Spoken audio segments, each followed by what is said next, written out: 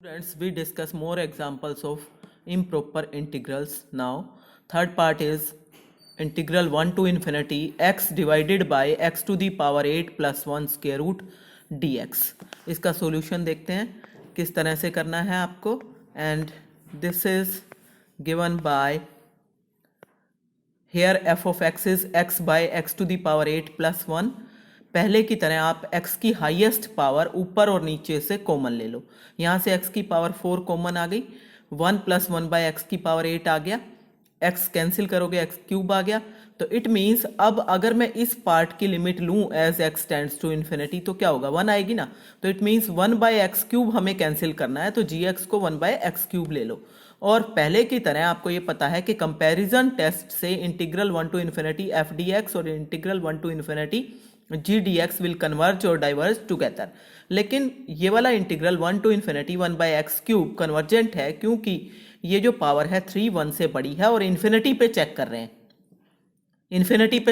हैं, इसलिए ये कन्वर्जेंट है. Therefore given integral is also convergent. And next one is here 1 to infinity dx x to the power 1 by 2 1 plus x to the power 1 by 3. पहले की तरह x की highest power यहाँ से कॉमन लो, बाहर 1 by 2 पावर पहले से थी, 1 by 3 यहाँ से आ गई, टोटल हो गई 5 by 6. तो अब ये वाला पार्ट की लिमिट अगर मैं x टेंड्स टू इन्फिनिटी लूँ तो 1 आने वाली है ना, तो इसलिए gx को ले लो 1 by x to the power 5 by 6. और अगर मैं इस इंटीग्रल की कन्वर्जेंस डाइवर्जेंस देखूं 1 to infinity 1 by x to the power 5 by 6, this is divergent. क्यों, 5 बाय 6 लेस देन 1 है और इन्फिनिटी पे हम कन्वर्जेंस चेक कर रहे हैं. तो जब ये डाइवर्जेंट है तो कंपैरिजन टेस्ट से जो दिया हुआ इंटीग्रल है वो भी कैसा होगा, डाइवर्जेंट होगा. अब नेक्स्ट एग्जांपल देखो, example 4 0 to infinity 1 by 1 plus x minus e to the power minus x d x by x is convergent. ये प्रूव करना है आपको.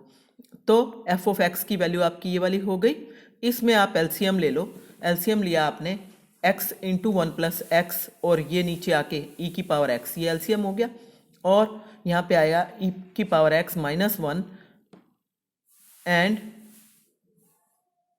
Minus x. This function is greater than equal to 0. क्यों, e की power x की value अगर आप expansion लोगे तो 1 plus x square by 2 factorial plus x cube by 3 factorial ऐसे आएगी ना.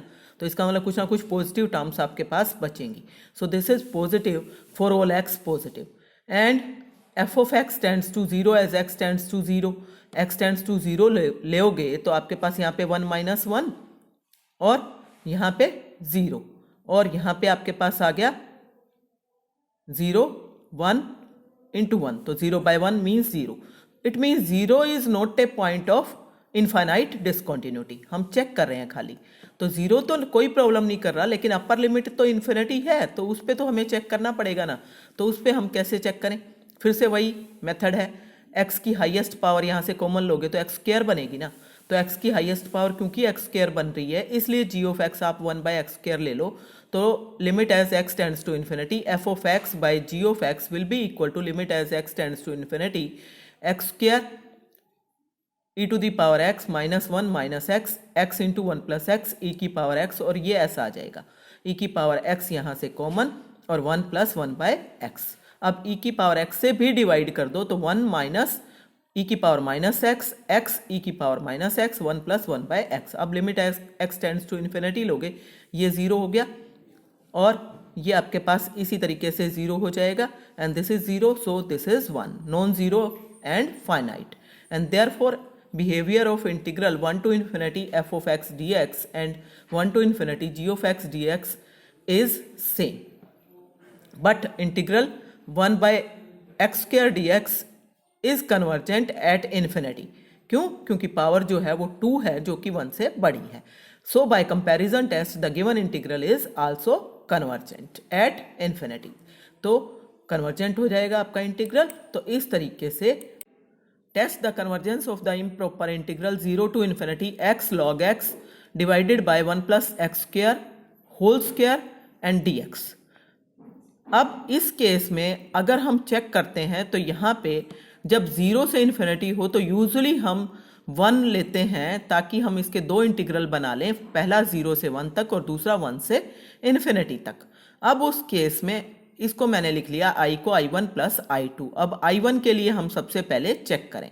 द फर्स्ट इंटीग्रल जो है ये आपके पास ये है x log x by 1 plus x square whole square. इसके अंदर जब मैं limit as x tends to 0 लूंगी तो ये ऊपर वाला पार्ट 0 को टेंड कर रहा है, नीचे वाला 1 को टेंड कर रहा है, मींस फाइनाइट आ रहा है। तो ये इम्प्रॉपर नहीं बना, प्रॉपर इंटीग्रल हो गया, देयरफॉर इट इज कन्वर्जेंट। अब हम सेकंड वाले को चेक करें कि इसमें क्या प्रॉब्लम आ रही है। This is x log x 1 plus x square whole square.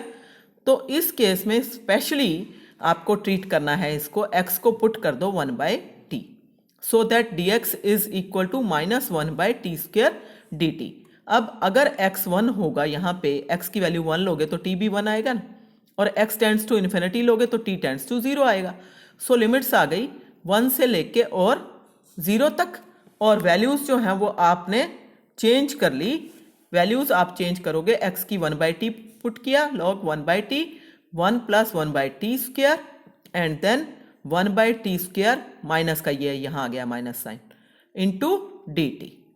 इस तरह से आ गया। इसको सिंप्लीफाई करें, सिंप्लीफाई करोगे तो सिंप्लीफाई करने के बाद एलसीएम वगैरह लेने के बाद आपके पास ये आ जाएगा minus 0 to 1 T log T and 1 plus T square whole square. ठीक है, तो इस तरीके से आपके पास आ जाएगा। अब t को अगर मैं रिप्लेस कर दूं x से तो i2 क्या हो जाएगा, this is minus x log x by 1 plus x square whole square dx and that is minus i1। So आपके पास i integral i1 plus i2 था, तो दैट बिकम्स 0, और क्योंकि ये फाइनाइट क्वांटिटी आ गई है therefore the given integral is convergent. तो आपने याद रखना है, थोड़ा स्पेशल टाइप का इंटीग्रल है और फिर उसी तरीके से आप कर लोगे। नेक्स्ट एग्जांपल भी बहुत इंपॉर्टेंट है, discuss the convergence of gamma function. Gamma function होता क्या है, ये जो इंटीग्रल है ना 0 to infinity x to the power n minus 1 e to the power minus x dx where n is positive, this is called gamma function and is denoted by gamma n। इस तरह से एक ये t type लिख के this is gamma and n, इसको हम gamma n पढ़ते हैं और इसको हम डिटेल में स्टडी करेंगे नेक्स्ट सेमेस्टर में। यहाँ पे आपको ये प्रूव करना है कि this is convergent if n is positive. तो i आपका ये है, पहले की तरह एक इंटीग्रल 0 से 1 तक बनाओ और दूसरा 1 से इन्फिनिटी तक बनाओ। तो i हो गया i1 plus i2।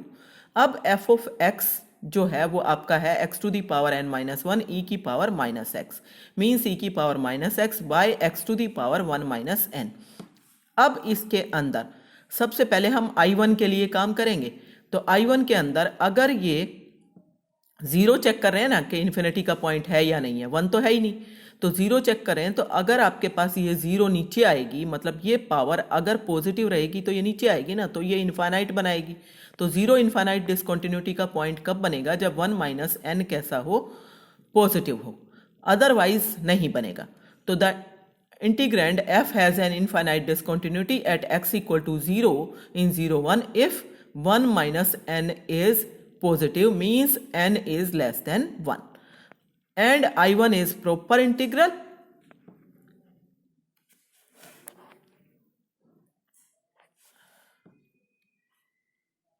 and hence convergent for n greater than or equal to 1।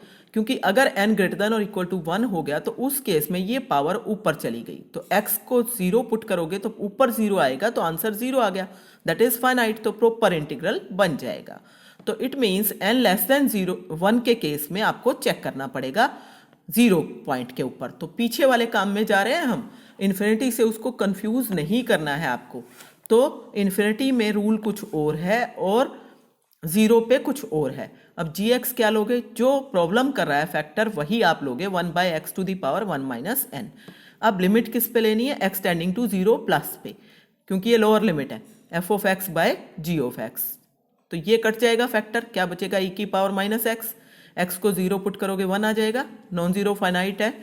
तो integral 0 to 1 G D X and integral 0 to 1 given integral convergent diverge together. लेकिन ये g1 by x to the power 1 minus n ये कैसा है, ये कब convergent है, अगर ये पावर लेस देन 1 हो। ध्यान दो, यहाँ पे हम 0 पे चेक कर रहे हैं, 0 पे चेक कर रहे हैं तो पावर लेस देन 1 होनी चाहिए, इन्फिनिटी पे चेक करेंगे तो पावर ग्रेटर देन 1 होनी चाहिए। तो 1 minus n is less than 1 means n is positive. तो इसका मतलब I1 कन्वर्जेंट हो गया by comparison test when n is positive. अब हम I2 को चेक कर लेते हैं।